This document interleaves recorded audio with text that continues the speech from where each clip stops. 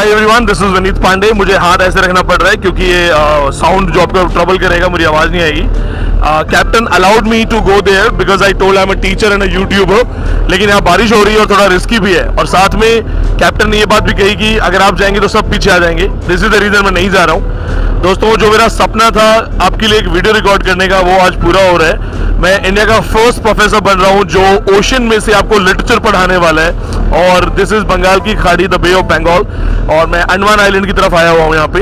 If you remember, मैंने खारदुंगला में highest motorable road से भी आपको पढ़ा के ऑल इंडिया लेवल का रिकॉर्ड बनाया है। So this is your friend Vineet Pandey. I am 6 time NET qualified, double JRF, 16 state qualified, and I am also the ex-assistant professor, University of Delhi, with 3 years experience.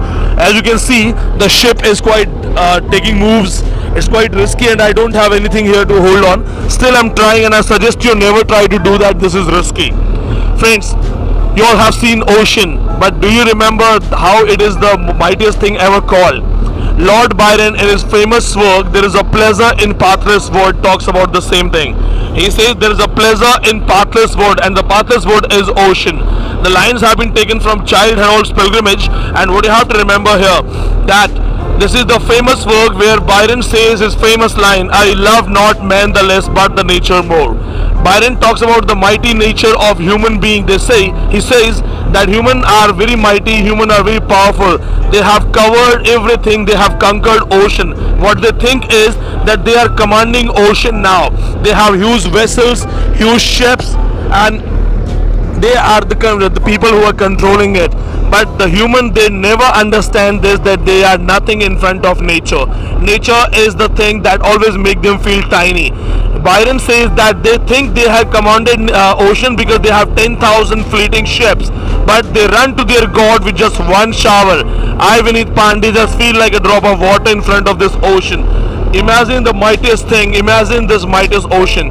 And then Byron says that where is Korea, Syria? So where is Syria, Corinth, Greece?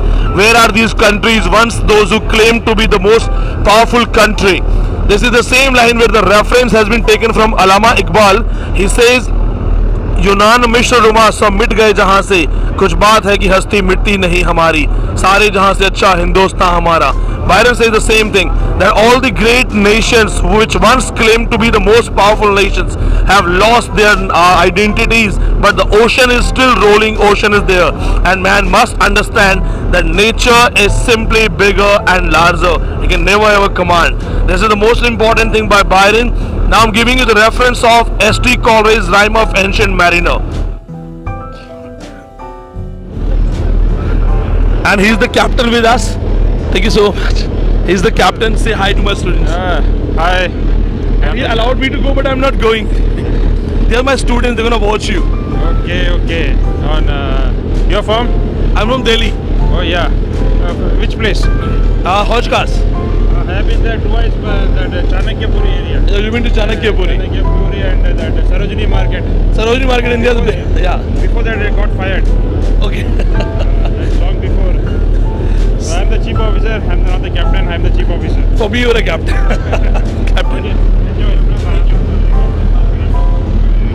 So I'm taking the reference of S.T. Colville here, and S.T. Colville's Rime of Ancient Mariner. A wedding guest is taught by a person having albatross in his neck and is telling a story to him. The moment he starts telling his story, he says that on a sunny morning, on a very happy morning, he took a journey, and all these sailors were happy. They were sailing somewhere. They found an albatross roaming around, flying around. One of the sailors targeted the albatross with his arrow and killed him. All the other shipmates, they initially criticized this thing, that this was the sin, he shouldn't have killed albatross. But after killing albatross, the weather became more clear, and the shipmates, they started praising it. This is how they became the part of the sin. God cursed them, they all became frozen at the place, and the condition was that neither they were dead, neither they were alive.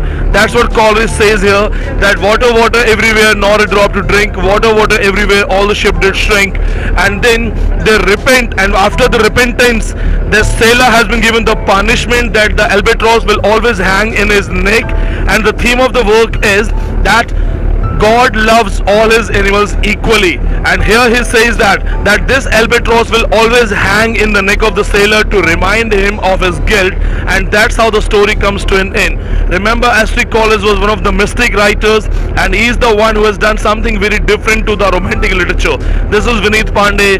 My way of teaching is really unique, and I really feel that I am doing something different because I'm bringing education out of closed rooms and out of those gadgets, laptops and computers, going live with this thing.